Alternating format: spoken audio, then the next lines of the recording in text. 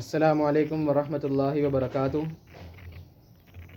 آخری سبق میں ہم نے مادہ اور وزن پڑھا تھا، جس کی مدد سے فعل کو پڑھا جائے گا۔ تو جس طرح ہم نے اسم کو پڑھنے کے لیے حرکت اور اعراب پڑھا اور اس کے بعد اسم کی تعریف اور اس کی پہچان پڑھی، اسی طرح مادہ اور وزن کو پڑھنے کے بعد ہم پڑھیں گے فعل کی تعریف اور اس کی پہچان۔ فعل کی تعریف اور اس کی پہچان۔ اب فعل کسے کہتے ہیں اور اس کی تعریف کیا ہے اور اس کی پہچان کیا، یہ ہم اس میں دیکھیں گے۔ تو فعل کی جو تعریف ہے وہ ہے کہ کسی کام کا کرنا، ہونا یا سہنا جس میں زمانہ پایا جائے وہ فعل کہلاتا ہے۔ یعنی کام کا کرنا، ہونا اور سہنا جس میں زمانہ پایا جائے وہ فعل کہلاتا ہے۔ اس سے پہلے ہم نے اسم اور مصدر کا فرق بھی پڑھا تھا۔ اس میں تھا مصدر کی جو تعریف تھی وہ تھی کام کا کرنا، ہونا یا سہنا جس میں زمانہ نہ پایا جائے بلکہ زمانہ برآمد ہو، وہ مصدر کہلاتا ہے۔ لیکن یہاں پہ ہے کہ کام کے کرنے، ہونے اور سہنے کے ساتھ زمانے کا موجود ہونا وہ فعل کہلاتا ہے۔ مثال کے طور پہ کھانا، یہ تھا مصدر، کھانا مصدر تھا۔ جب ہم نے اسے فعل زمانہ برآمد کیا تو بن گیا کھایا۔ اب یہ فعل بن گیا، کیسے؟ کیونکہ اس میں کام کا کرنا، ہونا، سہنا پایا جا رہا ہے زمانے کے لحاظ سے، تو زمانہ جو ہے اس میں ماضی ہے، تو یہ فعل کہلائے گا، جبکہ یہ مصدر تھا۔ فعل کی اس کے علاوہ بھی اور بھی 3-4 تعریفیں ہیں۔ جیسے پہلے یہ ہو گئی کہ کام کا کرنا، ہونا یا سہنا جس میں زمانہ پایا جائے وہ فعل کہلاتا ہے۔ دوسری تعریف فعل کی یہ ہے کہ فعل ہمیشہ فاعلی حالت میں ہوتا ہے، ہمیشہ۔ یہ تھی اس کی دوسری تعریف۔ تیسری تعریف ہے اس کی کہ فعل کبھی بھی خود بخود سرزد نہیں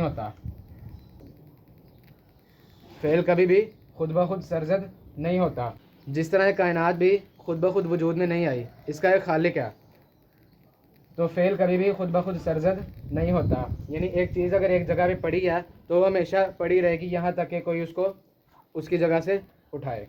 اگر ہم اس حوالے سے دیکھیں تو ایک نیوٹن کا بھی قانون ہے، پہلا قانون، کہ کوئی بھی چیز جو اپنی جگہ، اپنی جو حالت ہے اس کو برقرار رکھنے کی کوشش کرتی ہے۔ یعنی ایک چیز اگر ایک جگہ پہ پڑی ہے وہ ہمیشہ اسی جگہ پہ پڑی رہے گی۔ اسی طرح ایک چیز جو حرکت کر رہی ہے وہ تب تک حرکت کرتی رہے گی جب تک اس کو کوئی روکے نہ۔ تو اسی طرح فعل کبھی بھی خود بخود سرزد نہیں ہوتا۔ یہ فعل کی تیسری تعریف تھی۔ تو جو فعل کی چوتھی تعریف ہے وہ یہ ہے کہ تین حرفی اس کو ثلاثی مجرد کہا جاتا ہے۔ ثلاثی کہتے ہیں تین کو، اور مجرد معنی فکس، یعنی 3 حرفی ثلاثی مجرد۔ جیسے ہم نے مادہ اور وزن میں فعلہ پڑھا تھا، ایک وزن، یہ 3 حرف سے مل کے بنا، فا، عین اور لام۔ 3 حرفی ثلاثی مجرد یہ ہمیشہ ماضی میں ہوتا ہے۔ جیسے کھایا، یہ زمانہ اس میں ماضی ہے، تو اس کا جو عربی بنے گی اس کی فعل کی وہ بنے گی طعیمہ۔ یہ 3 حرف سے مل کے بنا، تو عین اور میم، تو یہ ماضی میں ہے اس وقت، کیونکہ یہ 3 حرفی ثلاثی مجرد ہے، 3 حرف اس کے فکس ہیں۔ اسی طرح جو فعل کی 5ویں تعریف ہے اور آخری، وہ یہ ہے کہ فعل میں کام کرنے والا موجود ہوتا ہے۔ جیسے یہاں پہ کھانا، یعنی کسی کھانے والا نہیں کھایا، اس میں فاعل پایا جا رہا ہے، کام کرنے والا پایا جا رہا ہے۔ چونکہ فعل میں کام کرنے والا موجود ہوتا ہے اس لیے اس کو کہتے ہیں ماضی معروف۔ اگر ماضی میں ہے تو ماضی معروف اس کو کہتے ہیں، یعنی جس کو ایکٹیو وائس کہتے ہیں، جس میں فاعل موجود ہو، کام کرنے والا موجود ہو، تو یہ فعل کی تعریف ہے۔ اسی طرح جو فعل ہے یہ 3 حرف سے جو مل کے بنا ہو اس کو ثلاثی مجرد کہتے ہیں، اور جو 3 حرف سے زیادہ حرف سے مل کے بنا ہو، 3 حروف سے زیادہ حروف سے مل کے بنا ہو اس کو کہتے ہیں ثلاثی مزید فی۔ مزید یعنی اور، ثلاثی مزید فی یعنی 3 حرف سے زیادہ والا، مجرد معنی فکس اور مزید فی یعنی زیادہ۔ تو یہ تھی فعل کی تعریف۔ اب اگر ہم فعل کو اس کی پہچان کے اعتبار سے دیکھیں، تو جو ہم نے وزن پڑھا تھا مادہ اور وزن میں، وہ تھا یہ فعلہ۔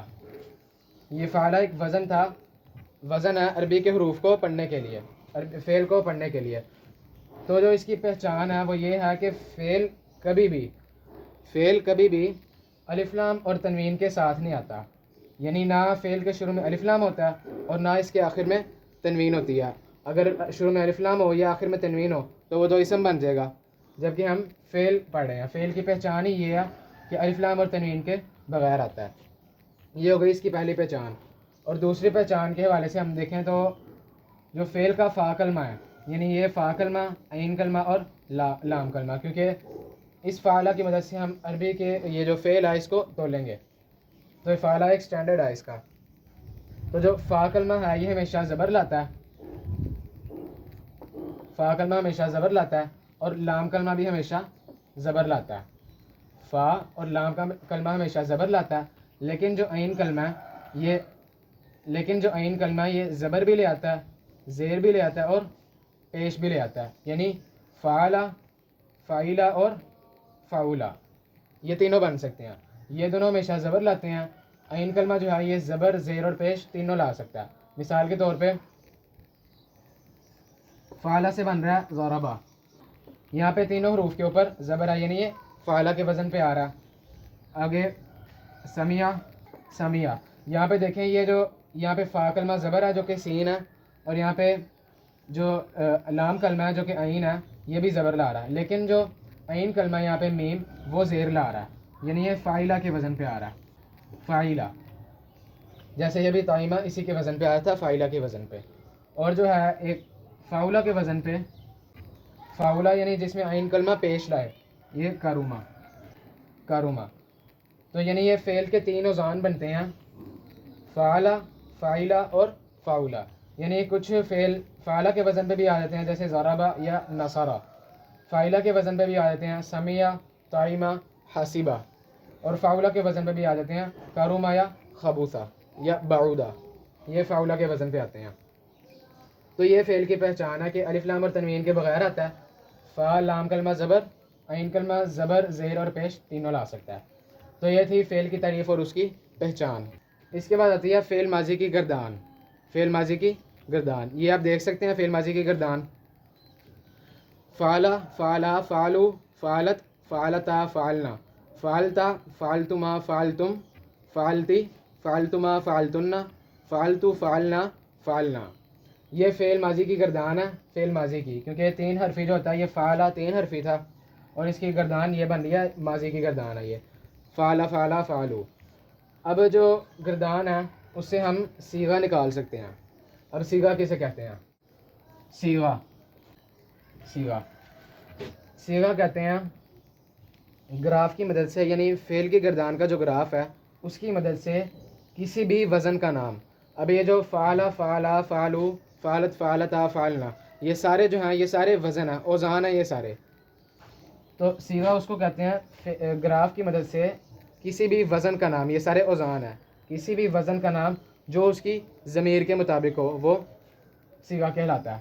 اب اگر آپ غور کریں فعل کی گردان پہ تو یہ بالکل اسی طرح یہ گراف ہے جس طرح ضمائر کا گراف ہوتا ہے، یعنی ان میں جیسے ضمائر تھیں ہوا، ہما، ہم یا ہما، ہننا، اسی طرح جو فعل کی گردان کا گراف ہے وہ بھی بالکل اسی طرح ہی ہے، یعنی مذکر مؤنث، غائب، حاضر، متکلم، بالکل اسی طرح ہی ہے یہ بھی۔ تو گراف کی مدد سے کسی بھی وزن کا نام جو اس کی ضمیر کے مطابق ہو وہ صیغہ کہلاتا ہے۔ مثال کے طور پہ فعلہ یہ جو وزن ہے اس کا صیغہ کیا نکلے گا؟ فعلہ یہ ایک وزن ہے، اس کا صیغہ جو نکلے گا ہم تینوں اعتبارات سے دیکھیں گے جو کہ گراف میں دیے گئے ہیں۔ تو اس کا جو صیغہ نکلتا ہے، اب چونکہ یہ تین حرفی ہے، تین حرفی ہمیشہ ماضی میں ہوتا ہے، تو یہاں پہ لکھ دیتے ہیں ماضی، ماضی۔ اب پہلے اعتبار سے اس کو دیکھیں تو یہ واحد کے نیچے ہے، تو یہ ہو گیا فعلہ واحد، اور دوسرے اعتبار سے یہ مذکر کے سامنے ہے، ہو گیا مذکر، اور یہ غائب میں آتا ہے کیونکہ یہ غائب کے سامنے لکھا ہوا ہے یہ۔ تو جو فعلہ یہ جو وزن ہے فعلہ، اس کا جو صیغہ بن رہا ہے، یعنی یہ صیغہ کہتے ہیں نام کو کہہ لیں آپ، نام جو اس کا نکل رہا ہے، اس کا جو اس کی ضمیر کے مطابق ہے وہ ہے ماضی واحد مذکر غائب، ماضی کیونکہ تین حرف ہے اس لیے ماضی میں آ گیا، اور یہ اس کا صیغہ ماضی واحد مذکر غائب۔ تو اسی کی مدد سے، صیغے کی مدد سے ہم ترجمہ بھی کر سکتے ہیں، کیسے؟